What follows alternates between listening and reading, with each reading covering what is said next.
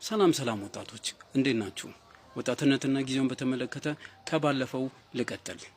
የወጣትነትን ዘመን ደስ በሚያሰኝ መንገድ ለመኖር ከእግዚአብሔር ጋር መሆን ያስፈልጋል። የወጣትነትን ጊዜ አስደሳች በሆነ መንገድ ለመኖር ከእግዚአብሔር ጋር መሆን ያስፈልጋል።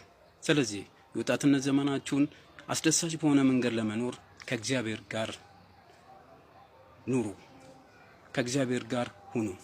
የወጣትነታችሁን ዘመን በሚያስደስት መንገድ ለመኖር ከእግዚአብሔር ጋር መሆን ያስፈልጋል። ከእግዚአብሔር ጋር ሁኑ። የወጣትነታችሁን ዘመን አስደሳች በሆነ መንገድ ለመኖር ትችላላችሁ። ለዚህም ነው የመክብብ ጸሐፊ ጠቢቡ ሰሎሞን እንዲህ እያለ የሚመክረን። መክብብ 12 ቁጥር 1 ላይ አንተ ወጣት በወጣትነት ጊዜ ደስ ይበልህ፣ በወጣትነትህም ዘመን ልብህ ደስ ያሰኝ፣ የልብህም መንገድ ዓይን የሚያውንም ሁሉ ተከተል እያለ የሚመክረን። ለዛሬ እዚህ ጋር ጨርሻለሁ። ጌታ ኢየሱስ ይባርካችሁ። ሰላም ሁኑ።